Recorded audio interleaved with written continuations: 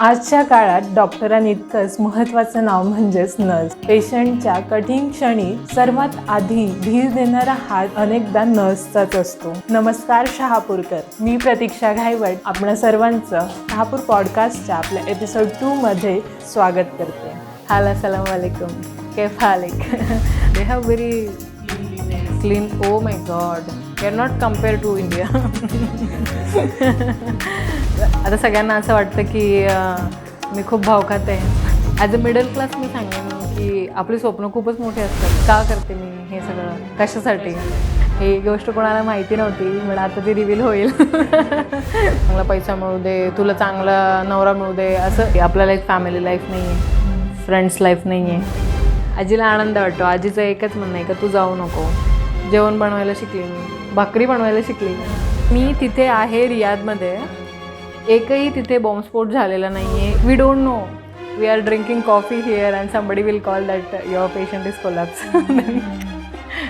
तू तुझ्या जीवनाचा शिल्पकार, तू काही करशील तर तू पुढे जाशील, तुझ्यासाठी कोणी येणार नाही आहे. इतकं जड धान्य बाजारातून आणायचं, मग ते दळायला घेऊन जायचं, दळायला द्यायचं, पुन्हा ते घरी घेऊन यायचं. आता छत्री धरू की दळण, मी एकटी काय काय करणार? माय डिअर सिस्टर, डोंट वरी, आता एवढी दगदग करायची गरज नाही. आता दळण मिळणार घरपोच, गव्हाचं आणि तांदळाचं. फक्त एक व्हॉट्सअप मेसेज करा आणि डायरेक्ट दळण घरी ऑर्डर करा. भाग्यश्री फ्लोअर्स. आज आपल्या शहापूर पॉडकास्टमध्ये ही जी येणारी गेस्ट आहे ही आपल्या शहापूर तालुक्यातील किन्हवलीसारख्या गावातून येते. स्वतःच्या मेहनतीवर आज सौदी अरेबियातील रियादमध्ये नर्स म्हणून काम करत आहे. घरापासून हजारो किलोमीटर दूर राहून आपलं करिअर घडवत आहे. अनेक देशांत फिरते. बाबासाहेबांचे विचार परदेशातही अभिमानाने जगते आणि तरीही मनाने अगदी आपल्यासारखीच वाटते. चला तर मग स्वागत करूया प्रतीक्षा जनार्दन उबाळे हिचं आणि तिची कहाणी तिच्याच शब्दात ऐकूया. तर कसं आहे तुझं सध्याचं रियादमधलं आयुष्य? एकदम व्यवस्थित चालू आहे. मला आता 2 वर्ष झाली मी रियादमध्ये जॉब करत आहे. तर सुरुवातीचा काळ थोडा कठीण होता.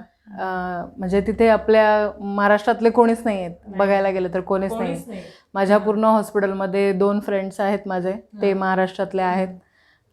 ते माझ्या डिपार्टमेंटमध्ये पण नाही आहेत आणि फार कधी क्वचित त्यांच्यासोबत भेट वगैरे होते. तर सुरुवातीला दुसऱ्या नॅशनॅलिटीचे लोक आहेत तिथे सगळे. सौदी आहेत, फिलिपिनो आहेत, नायजेरियन आहेत, इजिप्शियन आहेत.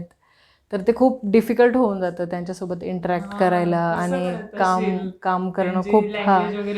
त्यांची लँग्वेज वेगळी, माझी लँग्वेज वेगळी. आणि इंडियन्स आहेत तिथे, बट ते सगळे साऊथ पार्टमधले, बट मोस्टली ते सगळे मल्याळी लँग्वेजेस बोलतात. तर ते खूप डिफिकल्ट होतं त्यांच्यामध्ये ॲडजस्ट करून सगळं राहणं वगैरे. बट स्लोली मॅनेज केलं. म्हणजे किन्हवलीसारख्या आपण गावातून येतो आणि रियादमध्ये तू आज जॉब करते. वाटलं होतं कधी की तू जाऊन तिथे जॉब करशील आणि खरंच तू आता ते जगतेस आयुष्य? कसं वाटतंय?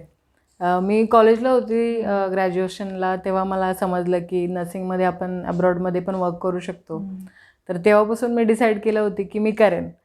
तर घरातल्यांना सगळ्यांना माहिती होतं की करेन, बट घरातल्यांचा कधी हे नसतो ना की मी जाईनच असं. आणि कधी मम्मी पप्पांना सोडून मी एवढे दिवस बाहेर नाही राहायची. कॉलेजला होती इथे तरी पण सुट्टीला, प्रत्येक सुट्टीला घरी येणं. त्यामुळे मग त्यांना कधी वाटायचं नाही की मी करेन. बट मी माझा इंटरव्ह्यू क्रॅक केला. त्याच्यानंतर मग मी घरात सांगितलं की असं आहे, सौदी अरबमध्ये आहे, त्यांची कॅपिटल आहे, तिथे जॉब आहे, तर जावं लागेल. सुरुवातीला घरच्यांचा नकार होता की एवढं लांब नको, कसं तू राहशील. आणि अरब कंट्रीबद्दल आपल्या लोकांमध्ये चांगले मिसकन्सेप्शन्स भरपूर आहेत त्यांचे. तर त्यांचं असं म्हणणं होतं की तू कशी राहशील तिथे, तुला त्यांची लँग्वेज पण नाही कळत, पण असं सगळं. बट नंतर मी त्यांना थोडं इन्सिस्ट केलं. त्याच्यानंतर माझे वडील तयार झाले. मग त्यांनी सगळ्यांना कन्व्हिन्स केलं. मग एक्झाम असते त्यांची, मग ती मी क्रॅक केली एक्झाम. इंटरव्ह्यू ऑलरेडी झालं होतं. मग डॉक्युमेंटेशन असतं त्यांचं, त्याला ऑलमोस्ट 4 ते 6 महिने जातात. मग त्याच्यामध्ये पूर्ण फायनान्शियल झालं, मेंटल झालं, सपोर्ट पूर्ण माझ्या फॅमिलीने मला केला तिथे. मग त्यामुळे 2 वर्ष अशी निघून गेली, कळाली पण नाही.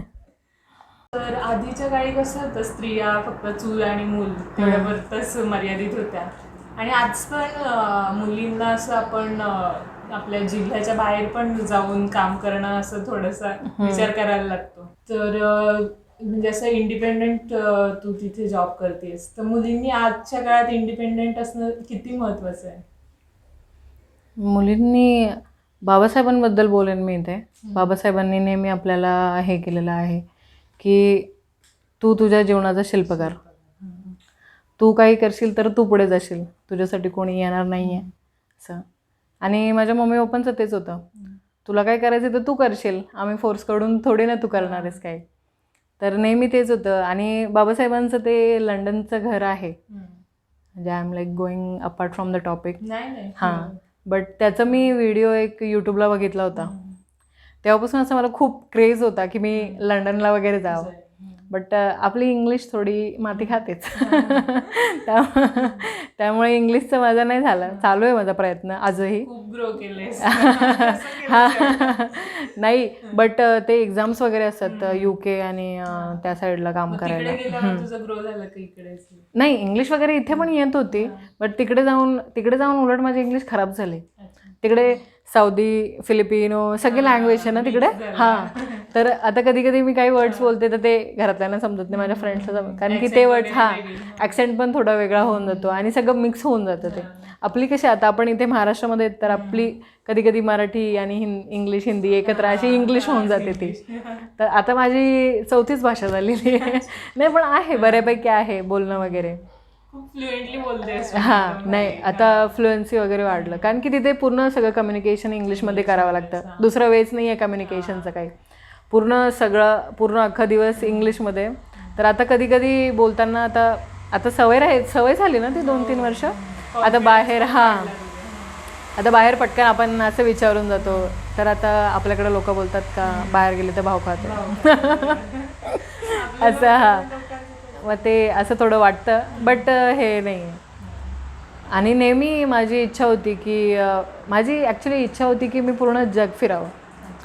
तर त्याच्यासाठी थोडा प्रयत्न केला आणि मी स्टार्ट पण केलं थोडं. आणि लवकरच करू थोडं करून. आणखी जबाबदारी आहे तशी एवढी काही जबाबदारी नाही आहे. तर मम्मी पप्पा दोघं शिक्षक आहेत, त्यामुळे काही पैशाचा काही मला काही इश्यू नव्हता कधी. आणि माझ्यावरती जबाबदारी तर कधीच नव्हती की तू काही कर तर मग हे होईल. बट माझ्या परीने मी करते प्रयत्न की सगळ्यांना हे करून. काय सांगशील मुलींना की इंडिपेंडेंट व्हायला पाहिजे आणि आपल्याकडे सगळ्याच आता मुली इंडिपेंडेंट आहेत. तू आता स्वतःचं घर पण घेतलंस. खूप खूप कॉंग्रॅच्युलेशन. Thank you so much. हे गोष्ट कोणाला माहिती नव्हती, पण आता ती रिव्हील होईल. माझी खूप इच्छा होती पहिल्यापासून की माझं स्वतःचं घर असावं. आईवडिलांचं ते आहेच, बट माझं स्वतःचं एक असावं की जिथं माझं नाव आहे प्रतीक्षा जनार्दन उबाळे. माझ्या वडिलांचं नाव माझ्यासोबत इथे असावं अशी माझी काहीतरी खूपच इच्छा होती माझी. आणि तेव्हा तर मी कॉलेजला वगैरे होते तेव्हाची ही गोष्ट. तर त्यामुळे माझा एक टार्गेट होता आणि मी घरातल्यांना पण तेच सांगितलं होतं की मी बाहेर जाईन, माझं घर झालं की मी परत येईन असं. त्यामुळे मग मी गेली तिकडे. ऑलमोस्ट 1 इयरमध्ये मी इकडे बुकिंग वगैरे केलं. टिटवाळ्यामध्येच आहे, मम्मी पप्पांचं घर आहे त्याच्या बाजूलाच. तर आहे अंडर कन्स्ट्रक्शन, लवकरच भेटेल आपल्या हातात चावी. मोटिवेशन तर 100% बाबासाहेब. दुसरं मोटिवेशनच काही नाही आहे. हां, दुसरी गरज तर कधी पडलीच नाही. आणि घरातून पण शिकवलं ते बाबासाहेबच, दुसरं काय. हां, पुन्हा तथागत गौतम बुद्ध महाराज. तर नेहमी हेच होतं सगळ्यांचं की बाबासाहेबांकडे काही नव्हतं तरी त्यांनी एवढं सगळं केलं. स्वतःसाठी कमी, समाजासाठी जास्त केलं. बट तुम्ही ॲटलिस्ट आता स्वतःसाठी काहीतरी करूच शकता. त्यामुळे मग थोडाफार अभ्यास केला, थोडीफार मेहनत केली. रियादमध्ये देखील आपले सण साजरे करत? रियादमध्ये अरे बापरे, रियादमध्ये सण साजरे करते मी. ते खूप वाईट वाटतं की घरामध्ये कोणीच नाही आहे सोबत आपल्या. बट ते कसं होतं ना, मग मी तिथे काही केलं नाही तर मग मम्मी पण इथे काही करत नाही, मग ते वाईट वाटतं ना. आणि फर्स्ट इयर जेव्हा मी गेली तर मी फेब्रुवारीमध्ये गेले आणि लगेच एप्रिलमध्ये जयंती होती. आणि जयंती माझ्यासाठी खूपच मी हे असते, एक्सायटेड असते जयंतीसाठी. Almost like since 3 months I will plan what I will wear and everything. की पुरं ड्रेसिंग मी आणि माझी फ्रेंड प्रज्ञा आम्ही पूर्ण डिसाईड करतो की काय कपडे घालायचे हे ते सगळं. आणि आपले समाज मंदिरात कार्यक्रम वगैरे असतात, तर त्याची खूप जयंती एकच सण आपल्याला साजरा करायला. आणि मी गेली तिकडे पहिल्याच वर्ष आणि 2च महिने झालेले जाऊन, तरीही मी विचारलं तिथे की मी सुट्टीला जाऊ शकते का, ॲटलिस्ट 2 आठवडे तरी घरी जाऊ का मी. तर ते बोलतात नाही, आता नवीनच आहे, कॉन्ट्रॅक्ट तुझा आहे 1 वर्षाचा, त्याच्या अगोदर तुला नाही जाता येणार. 1 वर्ष तू आलीच नाही 1 वर्ष नाही आली. तर तेव्हा खूप वाईट वाटलं सुरुवातीला की एकच सण आहे आपला आणि तो नाही आपण हे करू शकत. तर पप्पा बोलले असू दे, बाबासाहेबांची काय अशी इच्छा नव्हती की तू दरवर्षी जयंतीला घरी आली पाहिजे. हां, कुठे असेल तिथे. तर मग मी जाताना मी चैत्यभूमीवरून बाबासाहेबांची एक प्रतिमा नेली होती, तथागतांची एक छोटी प्रतिमा नेली होती आणि मला माझ्या एका फ्रेंडने गिफ्ट केली होती माता रमाई आणि बाबासाहेबांची प्रतिमा. त्या सगळ्या प्रतिमा मी घेऊन गेली होती. तर मग त्या दिवशी सुट्टी घेतली मी 14 एप्रिलला 2024मध्ये. पहिली माझी जयंती असेल माझ्या आयुष्यामधली की मी माझ्या आईवडिलांशिवाय साजरी केली. खूप वाईट वाटलं त्या दिवशी, रडली मी. पण मग मी खीर बनवली होती तिथे मस्त. खीर बनवली. मग मम्मीने पण इकडे हे केलं. मग त्यांना पण वाईट वाटतं ना की सगळेजण आहेत, आता दिदी येते, हां दिदी आहे, सगळे आहेत आणि मीच नाही आहे. मग मी तिकडे खीर बनवली, त्यांना दाखवलं. मग त्यांना पण बरं वाटलं जरा. व्हिडिओ कॉलवरती किनवलीची जयंती बघितली. त्यामुळे मग सगळं झालं, व्यवस्थित झालं सगळं. थोडं वाईट वाटतं की आता काही फंक्शन असतील तेव्हा आपण घरी नाही आहे. गैरसमज खूप आहेत सौदी अरेबिया आणि आपल्याकडे, की तिकडे खूप फिल्म्स वगैरे मध्ये पण आपण बघतो की थोडं वुमेनला कशी ट्रीटमेंट असते तिकडे वगैरे. तर कसं आहे, तुला वाटतं का सेफ आहे तिथे? ते फिल्म्समध्ये वगैरे दाखवतात ते सगळं खोटं आहे. असं बिलकुल नाही आहे. अरब कंट्रीमध्ये, गल्फ कंट्रीमध्ये विमेन्सला जेवढं रिस्पेक्ट मिळतं तेवढं आपल्या इंडियामध्ये नाही मिळत. खूप ते लोक खूप रिस्पेक्ट करतात. आणि त्यांच्याबद्दल एक मिसकन्सेप्शन आहेत की अरब लोक खूप ॲरोगंट असतात आणि खूप रागीट असतात आणि त्यांना ॲटिट्यूड असतो. खूप चुकीचं आहे ते. खूप प्रेमळ लोक आहेत. आपल्याला त्यांची लँग्वेज समजत नाही किंवा सुरुवातीला खूप प्रॉब्लेम होतो जेव्हा नवीन मी शिफ्ट झाली होती तेव्हा. बट खूप प्रेमळ आहेत आणि ते समजून घेतात आपल्याला. आणि लँग्वेजचं तू कसं काय केलंस? लँग्वेजचं ॲक्च्युली स्टार्टिंगला आम्हाला ते लोकांनी बेसिक 3 monthपर्यंत आम्हाला ट्रेनिंग दिली आमच्या इंडक्शनसोबत. हां, त्यांनी. तर मग थोडं त्याच्यामध्ये. आणि नंतर मग पेशंटसोबत इंटरॅक्शन, कलिगसोबत इंटरॅक्शन, मग थोडं समजतं. आता ते बोललेले समजतात, थोडंफार बोलतही येतं. इंटरॅक्शनची लँग्वेज काय इंग्लिश? स्टाफ आणि डॉक्टर्ससोबत इंटरॅक्शनसाठी आम्ही इंग्लिशमध्येच बोलतो. बट पेशंट सगळे अरब नॅशनॅलिटी, मग त्यांच्यासोबत अरेबिकमध्येच बोलावं लागतं. आणि जॉबचं स्वरूप कसं आहे? जॉबचं स्वरूप रुटीन्स तिथे 12 hours ड्युटी असते आमची. नाईट आणि डे शिफ्ट 2च शिफ्ट असतात तिथे. तर 12 hours ड्युटी, 2 दिवस ड्युटी, 2 दिवस सुट्टी असं असतं. हां, मग त्यामुळे एवढं काही स्ट्रेस येत नाही. बट 12 तास काम करणं थोडं कठीण आहे. ब्रेक्स वगैरे मिळतात बट इझी आहे, इट्स ओके. हां, होऊन जातं. सुरुवातीला सवय नव्हती. इथे इंडियामध्ये 8 तासच काम केलेलं आहे, त्यामुळं मग थोडं ते कठीण जायचं काम करायला तिथे. 12 तास खूप कंटाळा येतो. हां, बट काम असतं ना, मग त्याच्यामध्ये कधी वेळ निघून जाते कळत नाही. आणि जेवणाला प्रॉपर वेळ भेटतो, नाश्त्याला मिळतो, मध्ये थोडा वेळ भेटला तर ते पाणी वगैरे प्यायला पण जाता येतं. मग त्यामुळे एवढा काही स्ट्रेस येत नाही. आताच तू म्हणजे तुझ्या वडिलांचा बर्थडे झाला आणि तू तो सेलिब्रेट करायला ताज हॉटेलमध्ये गेलेलीस. माझं सुट्टीला यायचं कारणच ते होतं की मी माझ्या वडिलांच्या वाढदिवसासाठी येईन. आता गेले 2 वर्ष मी तिथे आहे, तर सगळ्या गोष्टी मिस करते मी. आईचा वाढदिवस, माझ्या दादाचा वाढदिवस, मम्मीचा, पुन्हा पप्पांचा वाढदिवस, दीदीचा वाढदिवस, भांजे आहेत त्यांचा वाढदिवस. तर नेहमी मी त्यांना विश करायची, तेव्हा ते म्हणायचे की सगळे तूच नाही आहेस वाढदिवसाला. तर यावेळेस मग मी सगळी सुट्टी एकत्र नाही घेतली, थोडी सुट्टी ठेवली. त्यांना सांगायचं नव्हतं, सरप्राईज द्यायचं होतं, पण म्हटलं त्यांना पण वेळ पाहिजे. म्हणून मग त्यांना सांगितलं की मी येईन, म्हटलं 2 आठवडे आहे मला सुट्टी. मग यायच्या अगोदरच प्लॅन केला होता मी की त्यांच्यासाठी काहीतरी स्पेशल करू आपण, की त्यांना पण लक्षात राहिलं पाहिजे. तर मग ताजमध्ये हे केलं होतं, हॉटेल ताज मुंबई. तर खूप आवडलं त्यांना सगळं. आणि प्रत्येकाची इच्छा असते, सगळ्यांचीच असते, आपण तिथून जेव्हा बाहेरून बघतो तेव्हा की कसं असेल आतमधून, किती सुंदर आहे. प्रत्येक माणसाचं आयुष्यामध्ये एक स्वप्न असतं.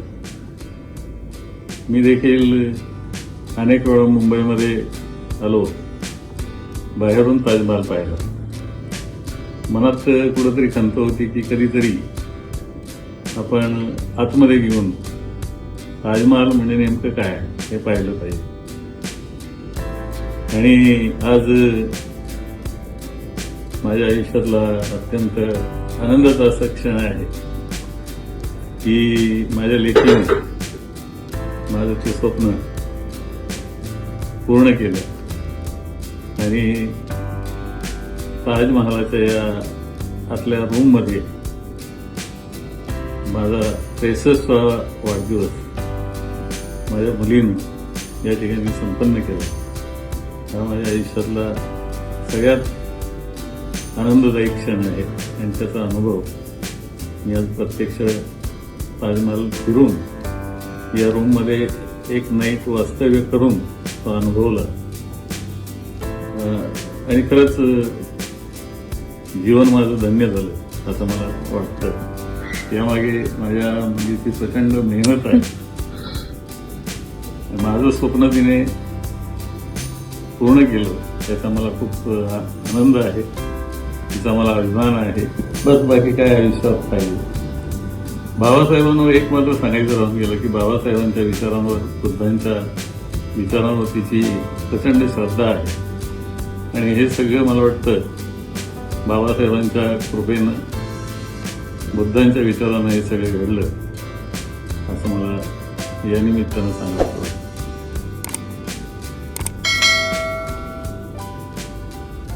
धन्यवाद. ॲज अ मिडल क्लास मी सांगेन की आपली स्वप्न खूपच मोठी असतात. आपल्याला सगळंच पाहिजे असतं. त्यामुळे मग जे आपण आज आपल्या आईवडिलांना एक्सपिरियन्स करून देऊ शकतो त्याच्यासाठी थोडाफार प्रयत्न केला मी. पण खूप आनंद वाटला मला, खूपच. माझे हां ते तिथे त्यांना मी सांगितलं नव्हतं की आपण जातोय ते. त्यांना मी म्हटलं, मी कॅब बुक केली स्टेशनवरनं CST. तर कॅब ड्रायव्हरला मी म्हटली ताज. तर त्यांना वाटलं की आपण गेटवेला वगैरे जातोय की काय, की गेटवे मला खूप आवडतो, मी नेहमी त्यांना घेऊन जाते तिथे, मला आवडतं. तर आम्ही तिथे गेलो. तर माझे पप्पा तिकडे जात होते गेटवेकडे. म्हटलं पप्पा आपल्याला तिकडे नाही जायचं, इथे जायचं आहे. तर त्यांना असं वाटलं मग मे बी डिनर लंच वगैरे काहीतरी असेल इथे. मग तिथे आत गेलो. मग मी चेक इनसाठी हे केलं. तर तेव्हा त्यांना समजलं की आपण इथे राहणार आहेत. म्हणजे आईवडील आपले एवढे साधे आहेत की त्यांची कधीच काही अपेक्षा नसते आपल्याकडून. तर मग तिथे आम्ही चेक इन केलं. त्यांना इतकं आवडलं ते हॉटेल. खूप खूप सुंदर आहे. कधीच नाही. हां, बोलले ते की वयाचे 63 वर्ष झाली, मी मुंबईमध्ये लहानपणी होतो, सगळं बघितलेलं आहे समोर, कधी एक्सपिरियन्स नाही केला. इच्छा भरपूर होती पण कधी हिंमत नाही केली. हां, लाईफ टाईम आठवणी जपण्यासाठी, आपल्या माणसांना खुश करण्यासाठी सरप्राईज गिफ्ट्स खूप महत्त्वाचे असतात ना. आपल्या आईला, बाबांना, भावाला, बहिणीला, मित्रांना तसेच इतर प्रिय व्यक्तींना त्यांच्या स्पेशल दिवशी काय गिफ्ट द्यावं बरं, हा जर तुम्ही विचार करत असाल तर हाताने रेखाटलेलं, लव्हिंग इमोशन्सने भरलेलं जिवंत असं पोर्ट्रेट गिफ्ट का नाही. प्रशांत पेंटिंग्स बनवून देईल तुम्हाला कस्टमाइज पोर्ट्रेट ऑर्डर्स. तुम्हाला हवा तसा फोटो द्या आणि मिळवा एक दर्जेदार, कायम लक्षात राहील असा इमोशन्सने भरलेलं एक painting gift. A gift painted with full of love, full of emotions by artist Prashant Ghaiwat, who has been exhibiting his original works at prestigious art galleries at Mumbai. Prashant Painting.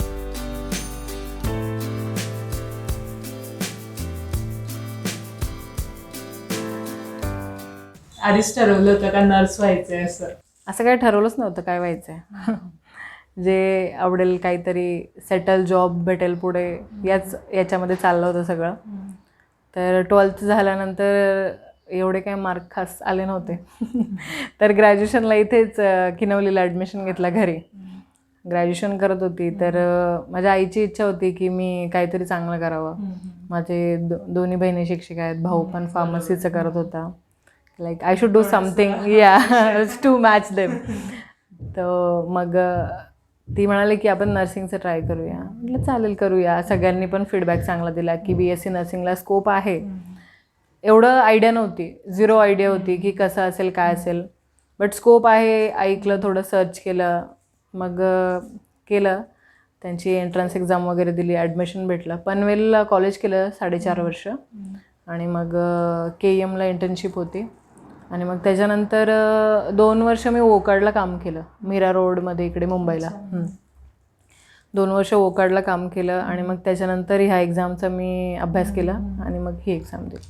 तू तिथे job करत होती इथे मीरा रोडला, आणि मग तू कसं ठरवलंस की आता इंडियामध्ये आपल्याला तेवढा स्कोप नाहीये, आणि का ठरवलंस की नाही आपण आता सौदी अरेबियामध्ये जायला पाहिजे? इंडियामध्ये स्कोप नाही असं नाही आहे, इंडियामध्ये स्कोप आहे, बट ॲज कम्पेअर आपण जेवढं काम करतो तेवढा मोबदला आपल्याला नाही मिळत. काम तेच करतोय आपण, ते काम इथेही करतोय आणि ते काम तिथेही करतोय, बट सॅलरी, लाईफस्टाईल खूप फरक पडतो त्याच्यामध्ये. किती फरक आहे? हां, ते खूपच फरक पडतो. हां, डबल ट्रिपलने. हां, आणि तिथे रिस्पेक्ट आहे, व्यवस्थित आहे. तसं इंडियामध्ये पण असं नाही आहे की हे नाही आहे. मी ICUमध्ये काम करते इथे मीरा रोडमध्ये, पण मी केलेलं आहे 2 वर्ष. सगळं मी माझं, आपण कॉलेजमध्ये फ्रेशर निघतो, आपल्याला एवढं काही येत नसतं, सगळं मी शिकले तिथे. त्याच्यानंतर मी तिकडे गेली तर तिथे आपल्या इंडियासारखं काहीच नाही आहे, खूप अपडेटेड आहे. हां, नाही इथला एक्सपिरियन्स थोडा कामा आला मला, बट खूप अपडेटेड आहे त्यांचं सगळं. हां, त्यांनी ऑलमोस्ट 3 मंथपर्यंत आम्ही इंडक्शन क्लासेस घेत होतो. 6 महिने आम्हाला एक प्रिसेप्टर होतं, मग ते लोकांनी सगळं शिकवलं आणि मग त्याच्यानंतर जाऊन आता आम्ही एकटे काम करतो. तिकडे वॅकन्सी आहेत म्हणजे? वॅकन्सी आहेत तिथे, बट ते एक्झाम्स क्रॅक करावं लागतात, त्यांचे इंटरव्ह्यू ते पण डिफिकल्ट असतात, मग ते करावं लागतं. पुन्हा डॉक्युमेंटेशन खूप इम्पॉर्टंट आहे आणि सौदीमध्ये त्याचे रूल्स आणि हे खूपच हे आहेत, स्ट्रिक्ट रूल्स आहेत त्यांचे, म्हणजे त्यांना असं कुठला फेक सर्टिफिकेट आणि बिलकुल चालत नाही. तर डॉक्युमेंट्स वगैरे सगळे क्लिअर सगळे क्लिअर होते ऑलरेडी. ते कॉलेजमध्ये होती मी 4th year 3rd year I guess, तेव्हा ते आमच्या इथे एक सेमिनार झालं होतं की लाईक तुम्ही बाहेर जाऊ शकता वगैरे असं. तर कधी तिथून माझ्या डोक्यामध्ये होता प्लॅन, बट कधी असं हे नव्हतं केला की करू. माझे फ्रेंड्स वगैरे होते, ते लोक पण प्रिपेअर करायचे, बट ते मोठे मोठे होते सगळे आणि मी लहान होती, 2च वर्ष हे. आणि आपल्याकडे नाही लोक लवकर विचार करत की आपण देश सोडून जावा, तो तर बिलकुलच करत नाही. ते साऊथचे लोक मल्याळीज असतात, त्यांचा टार्गेट असतो की नाही, बट ते मोस्टली आउट ऑफ 100 98% तर तिकडेच असतात ते. त्यांचा माइंडसेटच तो असतो की आपण बाहेर देशात जावं आणि काम करावं, पैसे कमवावे. आपल्याकडे आपल्या घरापुरतं आपल्या घरातल्यांचं असं, घरातल्यांचं म्हणजे आपल्याकडे अशी संकल्पना असते की सगळे एकत्र आपण राहिलं पाहिजेत असं. फक्त पैशासाठी, पैशाला एवढं महत्त्व नाही आहे आपण देत. फक्त पैसा, सध्या मनी इज पॉवर. पहिले पण मनी इज पॉवरच होते, बट आपण कसे मातीतली माणसं त्याच्यामुळं. तर आता ऑर्डिनरी ते एक्स्ट्रा ऑर्डिनरी बनण्याचं महत्त्व काय आहे तुझ्या लेखी? आता ऑर्डिनरी, एक्स्ट्रा ऑर्डिनरी मी बोलणार नाही की मी एक्स्ट्रा ऑर्डिनरी आहे किंवा काही.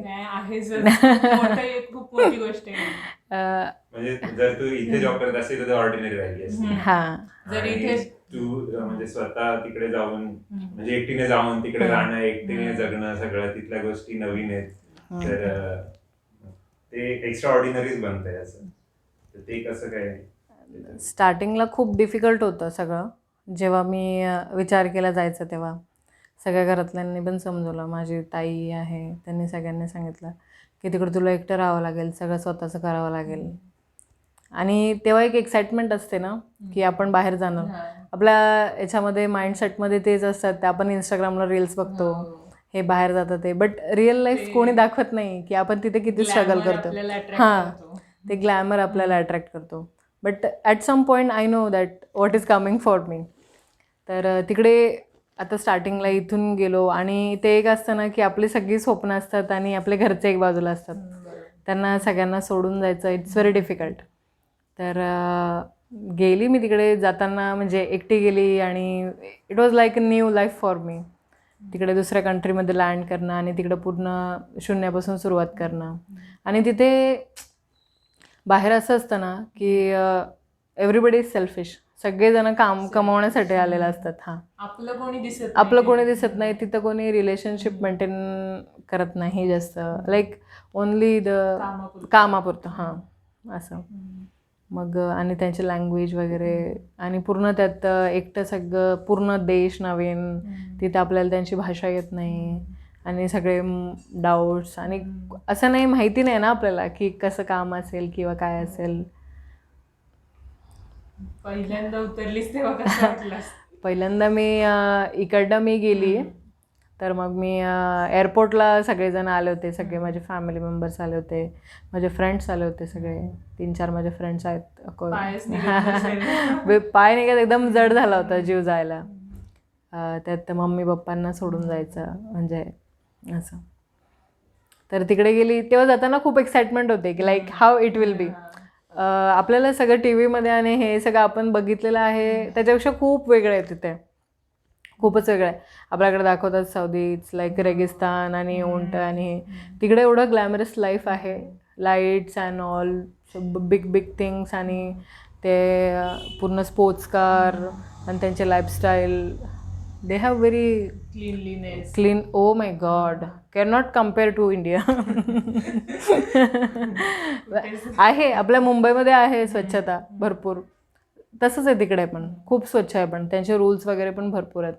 तिकडे रेअरली तुला 2 व्हीलर्स दिसणार रोडवरती. हां, पूर्ण कार्स आणि हे बस मेट्रो ते खूप छान आहे तिकडं.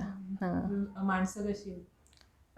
माणसं तर मोस्टली बघायला गेलं तर अरब्स आहेत, बट हे सगळे वर्कर्स वगैरे सगळे इंडियन, पाकिस्तानी, दुसरे फिलिपिनो, बांगलादेशी ते आहेत सगळे, प्रत्येक नॅशनॅलिटीचे. स्वभावाने कसे? स्वभावाने आहेत. आपण आता कोणाला प्रेडिक्ट करू शकत नाही आपण समोरचा कसा आहे. आपण त्यांच्यासोबत चांगलं आहे, ते आपल्यासोबत चांगलं आहे, काम टू काम सगळं चालतंय. लँग्वेज त्यांची इंग्लिशमध्ये तुम्ही संवाद साधता? हां, मोस्टली सगळ्यांसोबत इंग्लिशमध्येच संवाद साधतो, बट काही काही आहेत त्यांना नाहीच येत, मग थोडंफार तुटकी फुटकी अरब लँग्वेज. त्यांना सगळ्यांना आता आपण ग्रीट करताना आपण हे फोन वगैरे करतो तेव्हा आपण हॅलो बोलतो किंवा काही आपण डायरेक्टली, आता आपण बुद्धिस्ट आहेत, आपण बोलत नाही ना की जय भीम, डायरेक्ट आपण नाहीच बोलत. माझे पप्पा बोलतात, ते बोधाचारी आहेत, तर त्यामुळे आपण हां we can understand that. But त्यांचं सगळ्यांचं असंच आहे की सलाम वालेकुम. मुस्लिम कंट्रीमध्ये तिथे इवन तू मुस्लिम नाही आहे तरी सगळे तुला ग्रेट सलामच करणार. हां, सलाम वालेकुम, केफालिक, म्हणजे कसे आहात तुम्ही. आणि असं नाही तू माझ्या ओळखीची आहेस किंवा नाही, सगळे लोक विचारतात तिथं तुला की like how was your day. हां, रँडम, चहा झालं, जेवण झालं, असं.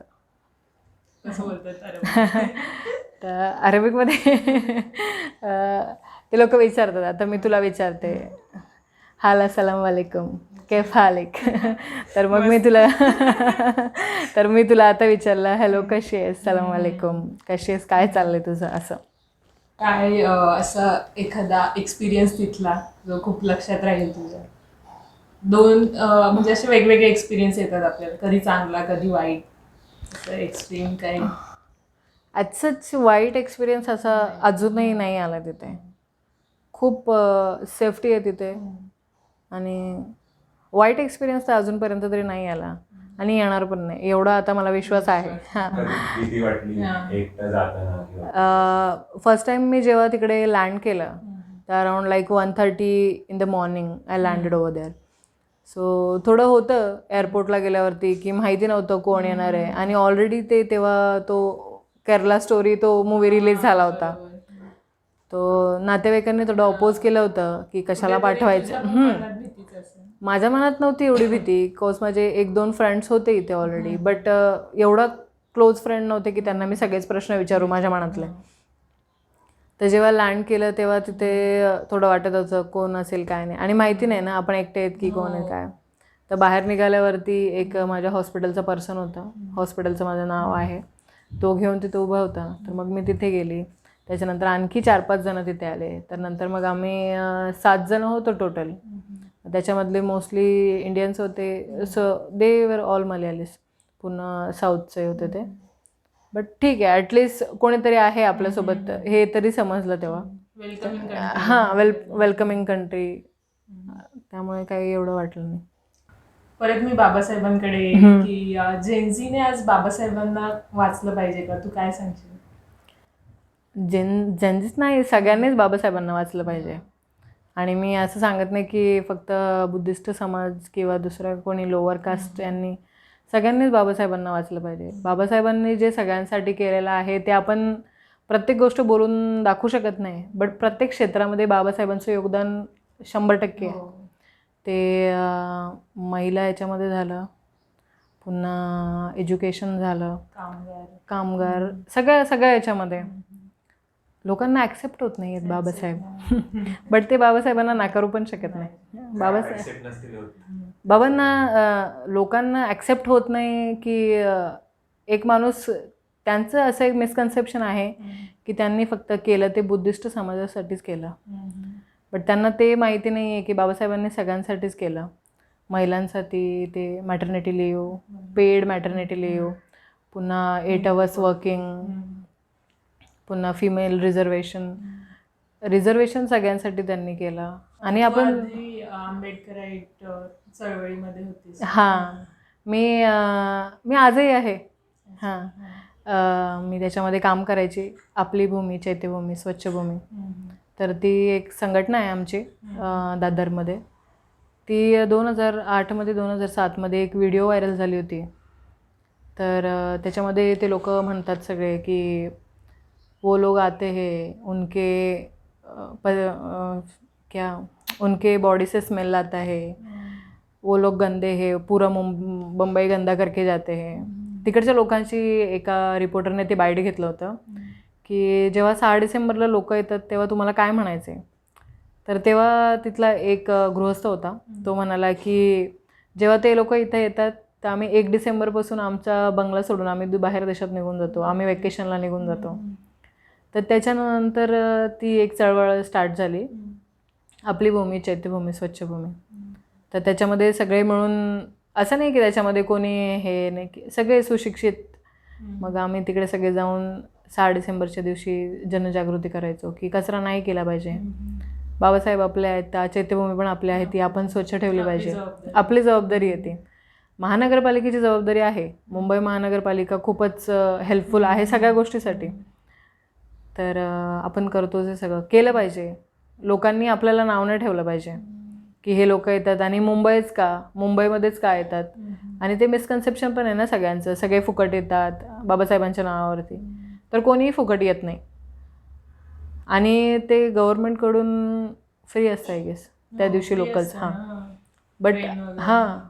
बट मी तर आठवत नाही की मी कधी गेलेली आहे. आता किनवली विभागामधून आम्ही जवळजवळ 50% आम्ही जायचो. 40 ते 42 आमच्या टीम्स होत्या पूर्ण. आम्ही आजही जातो. सकाळपासून 4 वाजेपासून आम्ही जायचो इथून, किनवलीवरून निघायचो, पुन्हा मग दादरला जायचो. 7 वाजेपासून संध्याकाळी 7:30पर्यंत हे करायचो उन्हातानामध्ये. डिसेंबरमध्ये थंडी असायची थोडी. तर बाबासाहेबांना आपण प्रत्येक वेळेस आपण बुद्धविहारात जाऊन हे अभिवादन करण्यापेक्षा थोडी सेवा करून सगळ्यांचे, ते पण खूप छान. 2 वर्षापूर्वी मी तिथे होती, सेवेलाच होती आपल्या शिवाजी पार्काच्या बाहेर. मीनाताईंचं स्मारक आहे तिथे. तर तेव्हा तिथे हे करताना एक ग्रुप भेटला. ते लोक याच्यावरून आले होते, अमरावतीवरून आले होते. सगळे आजी आजोबा, त्यांच्या जोडीला त्यांचा एक नातू होता छोटा. 10 ते 25 लोक होते ते. आणि सगळे म्हातारे एकदम, की ते बोलतात बाबाला भेटायला आलो. खूप म्हणजे असं खूप असं छान वाटतं असं ऐकून. एवढ्या वयामध्ये पण ते लोक प्रयत्न करतात ॲटलिस्ट तिथं यायचं, एवढ्या लांबून. आणि एवढ्या लांबून येतात, मग ते तिथे राहतात. थोडी घाण होईलच, आणि आपली लोक आहेत आपणच सांभाळली पाहिजेत. असं म्हणजे आम्ही थोडं हे करायचं तिथे.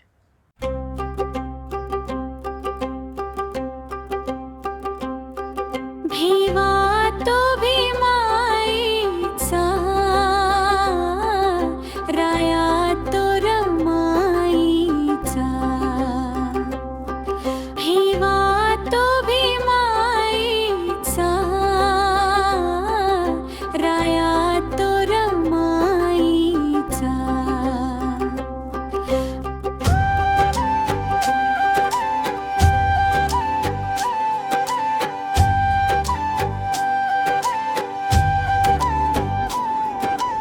भिवा तो भीमाईचा राया तो रमाईचा हर एक भारतीय ऋणी भीमरायाचा हर एक भारतीय ऋणी भीमरायाचा भिवा तो भीमाईचा राया तो रमाईचा हर एक भारतीय ऋणी भीमरायाचा. तुला बाबासाहेब म्हणजे लहानपणापासून तर माहितीच हा. होतं, पण त्यांचं आपल्याला म्हणजे माहित तर असतातच. आता आपल्या लोकांमध्ये सगळीकडे म्हणजे बाबासाहेब तर लहानपणापासून फोटो घरामध्ये असतात, म्हणजे माहिती आहे का ते कोण आहे, त्यांनी काय केलं. पण खरंच महत्व जेव्हा आपल्याला कळायला लागतं तेव्हा म्हणजे त्यांच्या विषयी विशेष आदर वाटतो आपल्याला. तर ते कधी तुला जाणवलं? बाबासाहेबांबद्दल विशेष आदर म्हणजे तो कायमचाच राहिलेला आहे. माझे वडील मराठीचे प्राध्यापक आणि आई शिक्षिका, त्यामुळे आणि माझे वडील बोधाचार्यही आहेत, जे जुबळ सर सगळ्यांना माहीतच असतील. तर त्यामुळे नेहमी पप्पा घरामध्ये पुस्तकं वगैरे असायची आमच्या, आणि नेहमी कुठलाही विषय निघाला ते सांगायचे घरामध्ये, टॉपिक किंवा काही. किंवा आजी झाली, आजी पण सांगायची की कसे दिवस होते जुने आणि मग आता कसे बदलले आपले दिवस, आणि तेव्हा कसं होतं. ते लोक तेव्हा चेरवलेलं राहायचे, आजी माझी. तर ते पहिले होतं ना की तुम्ही पाणी नाही प्यायचं आमच्या विहिरीचं. तर ती तेच सांगायची की पहिले मी जेव्हा तिकडे जायची तर लोक मला पायरीवरती बसवायचे आणि तिथे बाहेर चहा द्यायचे. म्हणजे ती जुनी गोष्ट नाही आहे, आत्ताची गोष्ट आहे. माझी आजी तेव्हा व्यवस्थित होती, चालायची वगैरे, तेव्हाची गोष्ट. पण आता बोलते माझा पोरगा मास्तर झाला तर बोलते मला सगळे घरात बोलवतात, आई घरात बस चहा पी, बोलते फरक पडतोच. त्यांनी एवढं शिक्षण नाही घेतलं, बट त्यांनी माझ्या पप्पांना एवढं केपेबल केलं की ॲटलिस्ट त्यांनी काहीतरी हे केलं, शिक्षण घेतलं, आणि आज समाजामध्ये नाव आहे. हां. तुझ्या जॉबमध्ये कोणता असा एक्सपिरियन्स आलाय का तिकडे, म्हणजे किंवा चांगला एक्सपिरियन्स की खरंच तुला वाटलं असेल अरे खरंच मी नर्स झाले, खूप चांगलं झालं असेल? हां, नर्स झाले खूप चांगलं झालं हे नेहमीच वाटतं. ॲटलिस्ट तिकडे जाऊन तरी खूपच वाटतं. आता तिकडचे लोक खूप म्हणजे ते खूप प्रेमळ आहेत. आणि आता मी त्यांच्यासाठी काय केलं, आता माझे पेशंट आहेत, त्यांना पाणी दिलं किंवा काय दिलं, ते लोक एवढे ब्लेसिंग्स देतात, पूर्ण असं गालावरून हात फिरवतात, आशीर्वाद देतात. हां, की तुला चांगला पैसा मिळू दे, तुला चांगला नवरा मिळू दे, असं त्यांचे खूप आशीर्वाद असतात ते खूप. आणि एकदम खूप एवढं प्रेमाने बोलतात ना. आणि त्यांच्याकडे ग्रीट करताना आपण फक्त हात वगैरे शेक करतो, आपण हग वगैरे कोणाला करतो की आपले घरचे आहेत, आता मावशी झाली, आत्या झाली, असं त्यांना. पण ते लोक इथे किस करतात, इथे हातावरती किस करतात, खूप प्रेमळ. आणि बोलताना त्यांची लँग्वेज थोडी अशी ॲरोगंट आपल्याला ऐकायला वाटते, बट थोडी समजलं की मग समजून जातं, चांगलं वाटतं ऐकायला. मी अडल्ट ICUमध्ये काम करते. 16 वर्षाच्या पुढे तिथे सगळे पेशंट असतात. तिथे प्रत्येक पेशंटला असं ट्रीट करतात की तो वाचलाच पाहिजे असं. हां. मम्मी, अगं सारखी चपाती खाऊन कंटाळा आलाय आणि जास्त गव्हाची चपाती खाऊन डायबिटीस होण्याचे चान्सेस पण वाढतात. तुला तांदळाची भाकर नको, तुला गव्हाची चपाती नको, नक्की मी काय करू मग सांग मला.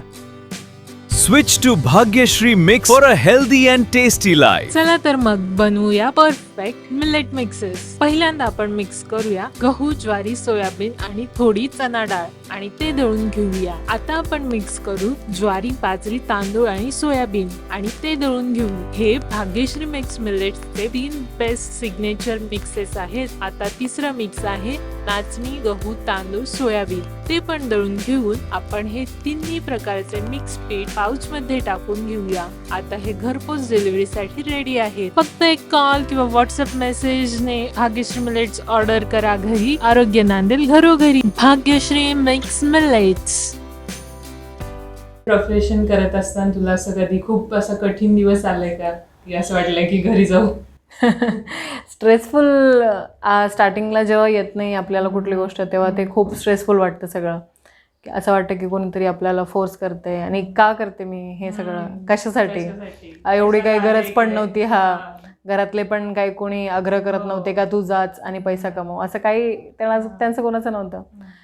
ते ॲट पॉईंट असं वाटायचं की का मी इथं आली आहे, म्हणजे सगळं नवीन होतं आपल्यासाठी. आणि आपण 4-4.5 वर्ष शिकतो, 2 वर्ष प्रॅक्टिस करतो आणि आपण दुसरीकडे जातो and it's all different. Nothing is there that we are learning from our previous hospital or previous thing. तर थोडं चुका वगैरे व्हायच्या स्टार्टिंगला. तर आपण नवीन आहेत ते नंतर आता समजतं की आपण थोडं ॲडजस्ट करायला पाहिजे. तेव्हा पण केलं ॲडजस्ट, बट ते एक असतं ना मेंटॅलिटी आणि आपला तो एक ॲटिट्यूड असतो ना की आपण कधी कोणाचं ऐकून नाही घेत किंवा आणि लाडात तर भरपूरच वाढलेली आहे मी. आणि कधी सवय नव्हती ना की असं कुठलं चूक झालं तर आपण हे करायचं. बट तिथे प्रिसेप्टर्स वगैरे होते त्यामुळे मॅनेज होऊन जायचं. बट स्टार्टिंगला खूप हे झालं. नाही ओरडत नाही आता, नाही ओरडत नाही.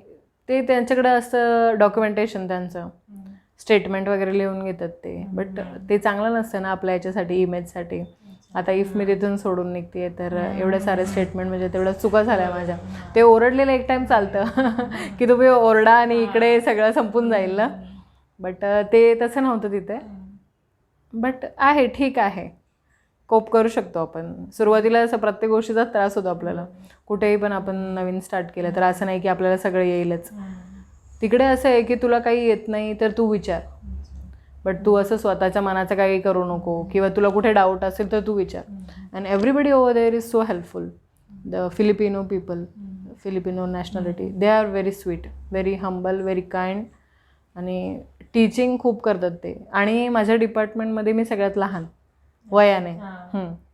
तर ते लोक एकदम मला अशा लहान बाळासारखे ट्रीट करतात. म्हणजे कुठली प्रत्येक गोष्ट. आणि मी खूप थँकफुल आहे त्याच्यासाठी की त्यांनी मला एवढं ॲडजस्ट करून घेतलं. म्हणजे कुठली गोष्ट असली तर लोक समजावून सांगतात किंवा काही चुकीचं झालं तरी असं हे. त्यामुळे त्यांच्यासोबत काम करायला पण आता आवडतं. आणि ते आता फ्रेंड्स पण झालेले आहेत, कलिग्स. त्यामुळे तो वेळ निघून जातो. कधी असं खूप घरची आठवण आली? घरची आठवण नेहमी येते, ऑलवेज, रोज मला घरची आठवण. म्हणजे सकाळी उठवण्यापासून. आणि झोपेची खूप आवड मला. झोपेची आवड म्हणजे 12 तास ड्युटी केल्यानंतर खूप थकवा येतो, खूप थकवा. आणि आपल्याला ती सवयच नाही आहे एवढं काम करायची. कंटिन्यू 12 तास उभं. आणि त्यात ICU मध्ये आपल्याला माहीतच नाही की कधी मॉनिटर चालतोय आणि कधी पण बंद पडेल. त्यामुळे पूर्ण माइंडने पूर्ण प्रेझेंट राहावं लागतं तिथे आणि सगळं. त्यामुळे सकाळी उठवण्यापासून मला फोन असतात घरून. आता माझी 7ची ड्युटी असते तर आपल्याकडे 7:30 वाजतात, तेव्हा तिकडे माझ्याकडे 5:30 वाजतात. 2.5 तासाचा डिफरन्स आहे इथून आपला इंडिया आणि सौदीचा. आधी आहे ना 2.5 तास? 2.5 तास मागे आहे मी, आपण पुढे आहेत. तर मग सकाळी उठण्यापासून मला माझे पप्पा कॉल करतात की उठ. आणि त्यांना माहिती आहे ना, इथे पण माझं तेच होतं आणि तिथे पण तेच आहे माझं. तर ते कॉल करतात की उठ. आणि उठ बोलली की त्यांना माहिती आहे मी उठणार नाही. मग व्हिडिओ कॉल कर आणि दाखव की तू उठली. मग उठली की मी त्यांना फोन करायचा, मग निघालं की फोन करायचं. त्याच्यामुळे एवढं वाटत नाही.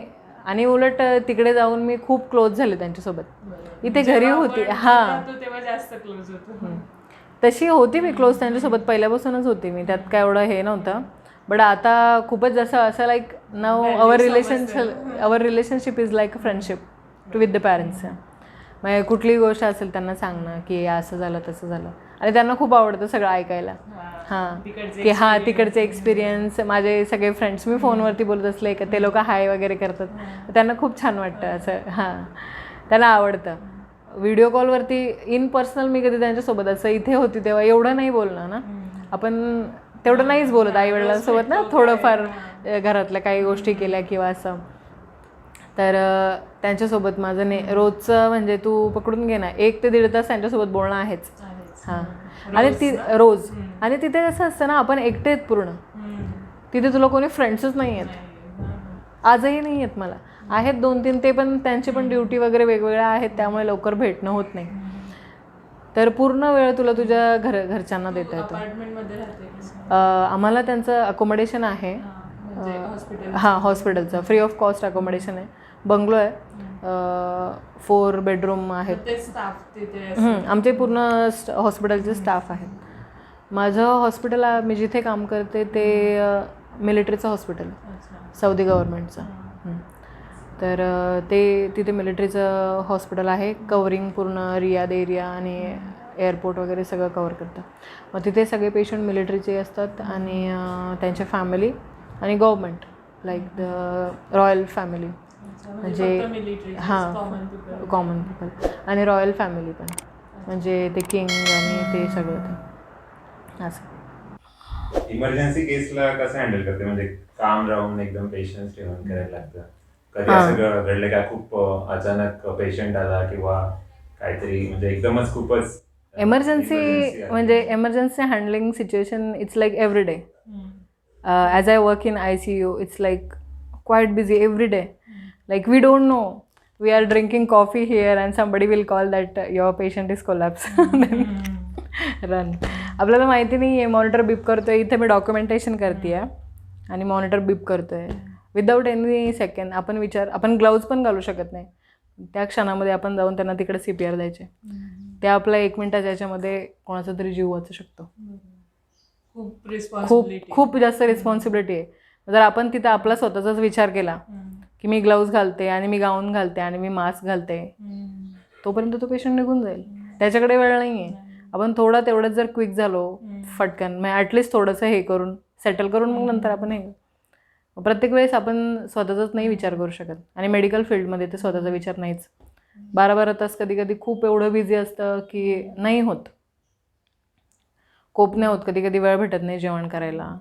कधी कधी एवढं लेट होतं की घरच्यांसोबत बोलायला पण होत नाही, कारण की वेळेचा खूप डिफरन्स पडतो ना.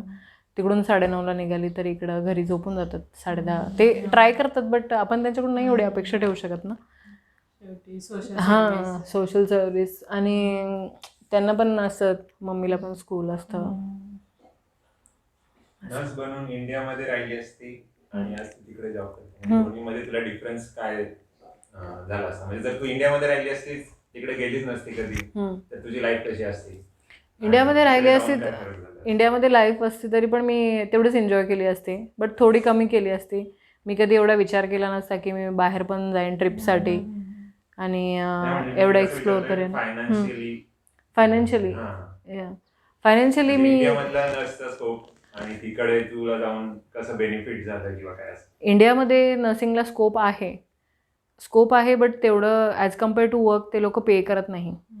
म्हणजे इथे पण काम तेच करावं लागतं बट पेमेंट इतका नाही आहे आणि एवढं रिस्पेक्ट नाही आहे इंडियामध्ये नर्सेसला. जे रिस्पेक्ट बाहेर मिळतं तेवढं इथे नाही आहे. तिकडे nurse is the one handling everything आणि इथे असं असतं की आपल्याला डॉक्टर बोलतील ते आपल्याला सगळं फॉलो करावं लागतं असं. तिथे आपल्याला जर काही डिसिजन घ्यायचे पटकन तर आपण त्यांना इन्फॉर्म करून लगेच घेऊ शकतो, बट इथे we have to wait for their approval. Yeah then only we can do anything. खूप स्लो रिस्पॉन्स येतो असं. स्लो रिस्पॉन्स पण नाही बोलू शकत आपण. इथे रेशो पण तसा आहे, म्हणजे आता 10 पेशंट आहेत तर एकच डॉक्टर आहे. पॉप्युलेशन पण आहे. तसं मी प्रायव्हेटमध्ये काम केलेलं आहे बट प्रायव्हेटमध्ये पण तोच सीन आहे. एवढं दिसून येत नाही बट आहे तेच आहे. इकडे एकच पेशंट हँडल करायला लागतो तुला का मल्टिपल असतं? ॲट अ टाइम तरी एकच करावा लागतो. जर खूपच बिझी असेल तर 2 असतात बट मग ते दोन्ही पण स्टेबल असतात आणि एकच असेल तर मग ते सिरियस असतं. आणि इंडियामध्ये परत येणार आहेस की तिकडेच? इंडियामध्ये ॲक्च्युली यायचा अजून तरी काही प्लॅन नाही आहे. अभ्यास चालू आहे पुढे जायचं आणखी, तर होपफुली पुढे काय स्कोप आहे त्याच्यात?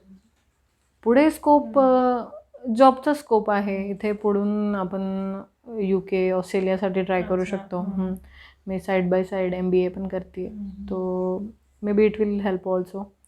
आणखी तरी काही प्लॅन केला नाही इंडियामध्ये यायचा, आता बघू मम्मी पप्पा बोलतील तसं. MBA कसं हेल्प करेल तुला याच्यामध्ये? हेल्प करेल का इंडिपेंडेंटली वेगळं म्हणजे? नाही, MBA याच्यामध्येच हेल्प करेल मला. हॉस्पिटल मॅनेजमेंटमध्ये MBA करते मी. मग मला माझ्या प्रमोशनसाठी याच्यासाठी मला ते उपयोगी राहील. आणि जरी मला चेंज करायचं झालं, like after MBA I can shift to administration. तर तिकडे मग शिफ्ट वाईज ड्युटी नाही राहणार, 9 to 5. Then I can have some family life. Night duty आणि याच्यामध्ये फॅमिली लाईफ नाही भेटत, काहीच नाही भेटत. मम्मी पप्पांना घेऊन जायचं? मम्मी पप्पांना घेऊन जाण्याचा हे त्यांच्यासाठी ऑलरेडी पासपोर्ट वगैरे सगळं रेडी करून ठेवलं आहे मी. त्यांचा विजा पण त्यांना माझ्या ह्याच्यावरती मिळून जाईल. बट आजी असते घरी, त्यामुळे मग त्यांना त्यांना नाही घेऊ शकत. त्यांना आवडेल का? त्यांना आवडेल. त्यांना मी बोलली की तुम्ही पासपोर्ट काढा. त्यांनी 2 वीकमध्ये पासपोर्ट हे केला. त्यांना त्यांना एक्सप्लोअर करायची हौस आहेच पहिले पण. आता इकडे महाराष्ट्रामध्ये मुंबईमध्ये जेवढं पण फिरली मी त्यांच्यासोबतच फिरली लहानपणी पण. तर त्यांना आहे हौस, बट जबाबदाऱ्या पण आहेत. आता आजीसाठी मग त्यांना दोघांना पण घरी थांबावं लागतं. आजीला काय वाटतं तिकडे जॉब करणं? आजीला आनंद वाटतो. आजीचं एकच म्हणणं आहे का तू जाऊ नको, तू इथे थांब, तू जवळ पाहिजे असं. तिचं असं म्हणणं आहे की सगळे जवळ पाहिजेत असं. करन्सीमध्ये किती डिफरन्स आहे आपल्या? करन्सीमध्ये डिफरन्स तिकडचं Saudi real, 1 Saudi real is Indian rupees 25. So it's quite good. Saudi आणि दुबईचं करन्सी सेम आहे. त्यांचं AED आहे आणि इकडे सौदी रियाल आहे, SAR. दुबई फिरून आलीस, कसं वाटलं? दुबई पण खूप सुंदर. Dubai it's like almost like Mumbai. Almost like Mumbai. सगळे तिकडे तुला मराठी लोक भेटतील, हिंदी लोक भेटतील.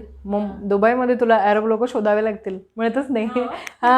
खूप फक्त तिकडे दुबई मॉल वगैरे आहे, तिकडे आहेत थोडेफार, बट एवढे नाही दिसत. आपली लोक तिकडे जास्त, आपली लोक भरपूर आहेत. दुबईमध्ये तुला मराठी लोक वगैरे सगळे खूप मिळतील. अजून कोणतं ड्रीम डेस्टिनेशन आहे का तुला? ड्रीम डेस्टिनेशन मला ॲक्च्युली असं माझं प्लॅन आहे की लाईक वर्ल्ड टूर, लाईक सगळं एक्सप्लोअर करायचं. काय आहे नाही ते फिरायला खूप आवडतं फिरायला. फ्रेंड्ससोबत, फॅमिलीसोबत, सगळ्यांसोबत फिरायला आवडतं. तर ड्रीम डेस्टिनेशन तर बाबासाहेबांचा बंगला लंडनमधला, तो बघायची खूपच इच्छा आहे. लवकरच प्रयत्न चालू आहेत आपले. करूया. कसं फ्रेंड आरती ना? हां, ती तुझ्या नेहमी सोबत? माझी फ्रेंड आरती, शीतल आणि प्रज्ञा. आम्ही तिघीजणी नर्सिंगला सोबत होतो, आरती आणि शीतल. आम्ही तिघं कॉलेजला सोबत होतो नर्सिंगला. ती शहापूरचीच आहे आपल्या आरती. आरती वाळिंबे. आणि शीतल मगर ती गोरेगावची आहे. आम्ही कॉलेजला सोबत होतो. त्याच्यानंतर मग तिघी आम्ही फ्रेंड्सच कॉलेजपासून आता 10 वर्ष झाली आम्हाला. आम्ही सोबत आहेत. आणखी एक आमची फ्रेंड होती, ती आता पुण्याला असते सध्या. आम्ही हॉस्टेलमध्ये सोबत राहतो, गौरी. आम्ही सगळ्यांनी खूप एन्जॉय केलं सोबत. म्हणजे असं नाही की आम्ही खूप हुशार होतो वगैरे किंवा काय.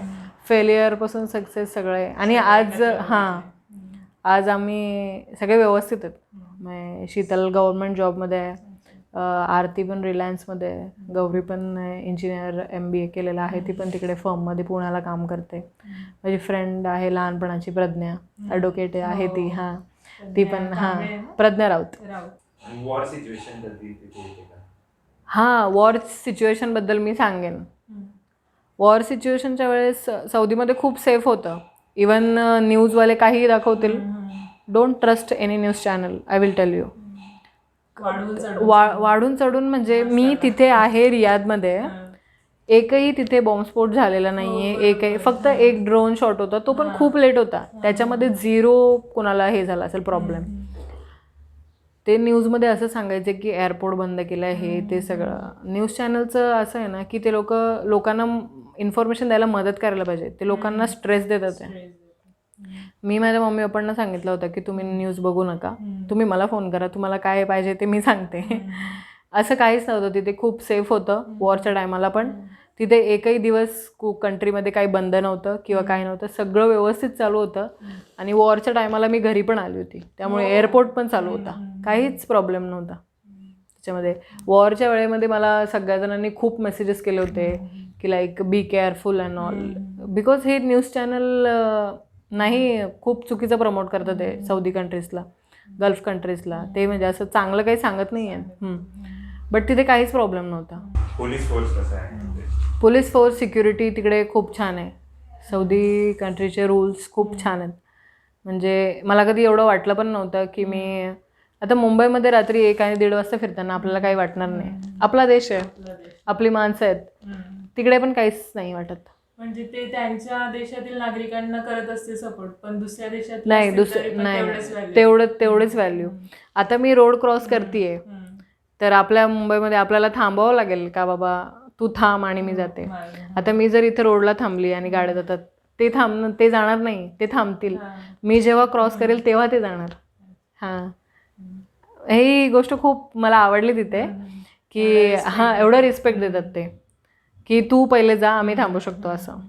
मगाशी प्रश्न विचारला नाही का मी, नर्स म्हणून इंडियामध्ये राहिली असती आणि तिकडे तू जॉब करते, त्या डिफरन्स म्हणजे तुला कसं जाणवतं? म्हणजे मी इन द सेन्स असं विचारत होतो की तू आता स्वतःचं घर घेतलंय तिकडे जॉब करून, आणि तू इंडियामध्ये जर नर्स राहिली असती, म्हणजे इंडियामध्ये काम केलं असतं, तू जर स्वतःचं इंडियामध्ये मी जर काम केलं असतं, वर्ल्ड तुला म्हणजे एक्सप्लोअर करायला. हां असं विचारत होता. अच्छा, इंडियामध्ये राहून एवढ्याशा सॅलरीमध्ये आपण एवढी मोठी स्वप्न नाही बघू शकत की घर घ्यावं आणि फिरावं. त्याच्यामध्ये फक्त बेअरली आपण सर्वाईव्ह करू शकतो. आणि आजकाल एवढी हेवी लाईफस्टाईल झालं आहे, एक टाईम बाहेर गेलं तर 10,000 कुठंच नाही. तर थोडंफार सेविंग करण्यासाठी तरी माणसाने बाहेर जावं. सेविंग झालं, पुन्हा स्वतःचं घर झालं, तुमच्या इच्छा असतील, आणि थोडा एक्सपोजर पण मिळतो. आपल्या कम्फर्ट झोनच्या बाहेर आपण गेलो की आपण खूप काही शिकतो. मला जेवण बनवता यायचं थोडंफार आपलं. जेवण तूच तुझं बनव. हां, जेवण मीच माझं. जेवण बनवायला शिकले मी, भाकरी बनवायला शिकले मी तिकडे. हां, भाकरी बनवायला शिकली. तिकडे आपल्यासारखं नाही मिळत ना जेवण, आणि तिकडं जेवण मिळालं इंडियन जेवण तरी पण ते मोस्टली ते मल्याळी टाईपमध्ये मिळतं, खोबरं वगैरे घातलेलं. आपल्याला नाही होतं एवढं ते जमत. हां, तर मग मोस्टली मग मी बनवते, डाळ भात बनवते, चिकन बनवते, भाकरी बनवते, सुकट बनवते. हां, सुकट म्हणजे ते कसं काय तिकडे मिळतंय का? नाही तिकडे नाही मिळत ते, इकडनं घेऊन जाते मी. माझे पप्पा मला सोलून देतात सगळे आणि मग ते व्यवस्थित पॅक करून देतात किनवलीवरून, आपल्या बाजारातून किनवलीच्या. आणि मग आणि मग तिकडे घेऊन मग मी वापरते. आता पण त्यांनी जवळजवळ 1.5 किलो सुकट सोलून ठेवले माझ्यासाठी. त्यांना माहिती आहे ना मी तेवढंच खाते, बाकीचं मी काही खात नाही. भारतात ड्युटी करून आणि मग नंतर पण तू हां, जेवणाचं मी असं करते, आता हे सुट्टी असेल मला त्या दिवशी मग मी 2 दिवसाचं बनवून ठेवते. म्हणजे चपाती झाली, भाजी झाली किंवा राईस झाला असं. ब्रेकफास्ट वगैरे तर ते हेच दूध आणि मुसली वगैरे तसंच खाते. आणि सुट्टी वगैरे असली की चहा बनवते. भारतच ड्युटी करून आल्यानंतर मग नाही राहत हिंमत, काय जेवण बनवेल माणूस आणि हे. मला तर एवढी झोप येते, तर आंघोळ केली की डायरेक्ट झोपून घेते मी. त्यामुळे सगळं रेडी ठेवायचं, मग ड्युटीला जाताना फक्त घेऊन जायचं. कधी आजारी वगैरे पडली? आजारी हो, मला आत्ता लास्ट वीकमध्ये इकडे घरी यायच्या जवळजवळ 4 वीक अगोदर मला कोविड झाला होता. हां, I got expose to 1 patient. तर मला फीवर आला एक दिवस, तर मी पॅरासिटामॉल घेतलं, आपला डोलो 650 आहेत माझ्याकडे. तर ते घेतलं मी, तर I was like okay that day. तर मग मी ड्युटीला गेली, नाईट ड्युटीला गेली. I was like having severe cough and fever. पूर्ण असं बॉडी एकदम जड झालं होतं, ताकद नाही राहिलं, एकदम वीकनेस वगैरे वाटत होतं. तर मग मी आणि श्वास घ्यायला थोडा सकाळी त्रास झाला मला. तर मग ICUमध्येच आहे, तर मग मी थोडे ते नेब्युलायझेशन वगैरे घेतलं, वाफ देतात ते घेतलं. तर थोडं मला बरं वाटलं. मग मी घरी गेली. त्या दिवशी मला सुट्टी होती, त्यामुळे मी काय हॉस्पिटलला गेली नाही. बोलली इट्स ओके, बोलले आराम केल्यावरती बरं वाटेल. तर मी घरी गेली तरी पण मला काही बरं वाटलं नाही. तो दिवस पण मला खूप जड गेला. ताप नाही आला पण थोडं एकदम वीकनेस वगैरे वाटत होतं. मग दुसऱ्या दिवशी मी हॉस्पिटलला गेली. आमच्या हॉस्पिटलमध्ये आम्हाला सगळं फ्री आहे. हो, सगळं फ्री. तर मग मी तिथे गेली. तर मग त्यांनी सगळे टेस्ट केले आणि मग सिम्पटम्सवरून माझं त्यांनी कोविड पण टेस्ट केलं. तर मग कोविड संध्याकाळी माझं पॉझिटिव्ह आलं. तर ऑलमोस्ट 6 दिवस मी क्वारंटीन होते. हां, बट त्याच्यानंतर थोडं मेडिसिन वगैरे घेतलं, त्याच्यामुळे थोडं ठीक झालं. एवढा काही त्रास वाटला नाही. बट फर्स्ट टाइम मी आजारी होती तिथे. हां, असं सिच्युएशन झाली तर आहे तिथे 1-2 फ्रेंड्स आहेत. एक माझी फ्रेंड आहे दीपा, माझ्या रूममध्ये असते ती. अनु आहे तिचं नाव. ती मल्याळी आहे बट खूप प्रेमळ आहे ती आणि तिला एक लहान बाळ आहे. तिचं बाळ इंडियामध्ये असतं आणि ती तिथे माझ्यासोबत असते. ती खूप प्रेमळ आहे. तर मग तिला पण सिम्पटम्स होते. आम्ही दोघं सोबतच फिरायचो. तर तिला पण सिम्पटम्स होते. तर 2 दिवस तिला पण सुट्टी होती. तर मग आम्ही एकमेकांना चहा वगैरे बनवून द्यायचो आणि जेवण वगैरे असं. घरी टेन्शन आलं असेल. हां, घरी ॲक्च्युली मी स्टार्टिंगला 3 दिवस सांगितलंच नाही त्यांना. ती खूप काळजी करतात ना मग, की कसं झालं, काय झालं असं. 3 दिवस त्यांना सांगितलंच नाही. मग नंतर कोविड पॉझिटिव्ह आली. तर मग आता आणखी 5 दिवस सुट्टी आहे. तर 5 दिवस घरामध्ये काय आहे, मग पुन्हा ते प्रश्न पडतील. मग दादाला सांगितलं. तो बोलतो सांग, बोलतो काय नाही, बोलतो मी सांगतो त्यांना. मग तेव्हा घरामध्ये सांगितलं की असं असं आहे. पण बोलले काही टेन्शन घेऊ नका. दिवसातून 3-4 फोन केला की मी त्यांना पण बरं वाटतं ना, की काय नाही, चल व्यवस्थित आहे आता, काही त्रास नाही असं. एक छोटासा 2 मिनिटाचा rapid fire. चहा की कॉफी? चहा. गाव की रियाद? गाव. किनवली. सनराईज की सनसेट? सनसेट. नाईट शिफ्ट की day shift? Night shift always. Solo travel की family trip? Family trip. Marathi song की English playlist? Marathi song Anand Shinde. Always. 1 word म्हणजे एक शब्द. मी एक शब्द बोलेल त्याच्यासाठी तुला पटकन इन्स्टंट काय शब्द? Okay. Success? Babasaheb. Riyadh? Mane. बाबा? बाबा. म्हणजे पप्पा? पप्पा. लाईफ. जाण्यापूर्वीची तू असतीस, तू हा डिसिजन घेतलास की मी तिकडे जाऊन एकटी मी जॉब करेन व्यवस्थित, तो किती वर्थ इट आहे असं आज तुला काय वाटतं? 90% वर्थ इट आहे. बट 10% आहे त्याच्यामध्ये की आपल्याला एक फॅमिली लाईफ नाही आहे, फ्रेंड्स लाईफ नाही आहे आणि मोस्ट ऑफ द पीपल तुझ्या आयुष्यातले कमी होतात. भरपूर सारे फ्रेंड्स माझे हे झालेले आहेत आणि मला त्याच्याबद्दल कधीच रिग्रेट नव्हता.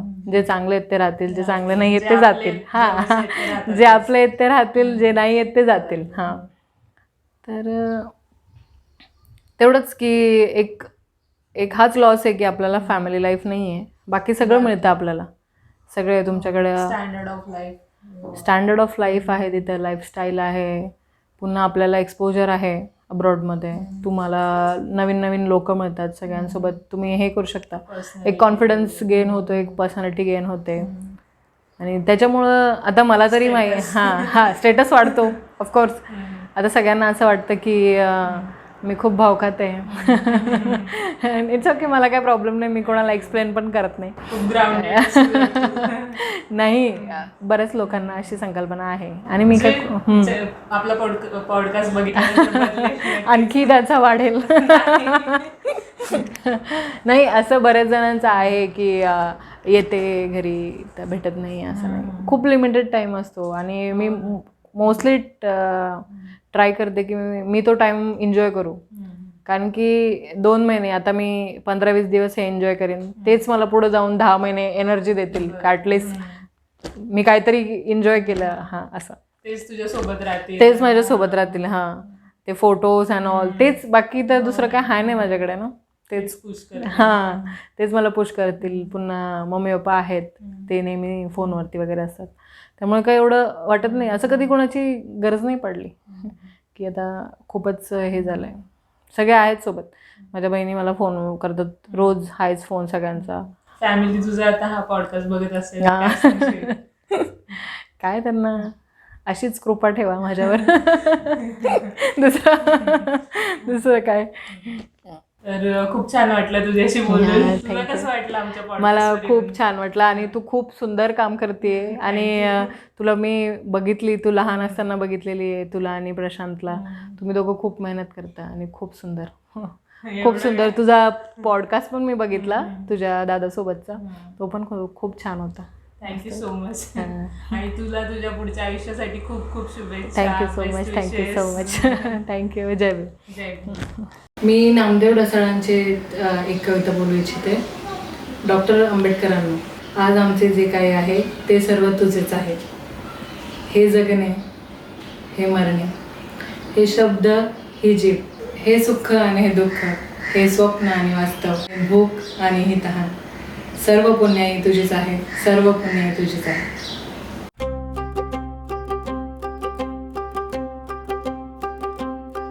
भिवा तो भीमाईचा,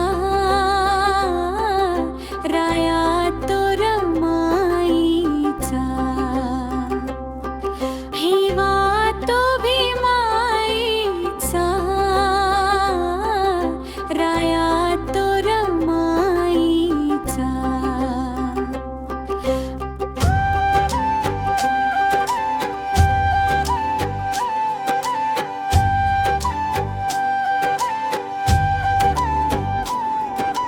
भिवा तो भीमाईचा, राया तो रमाईचा. हरे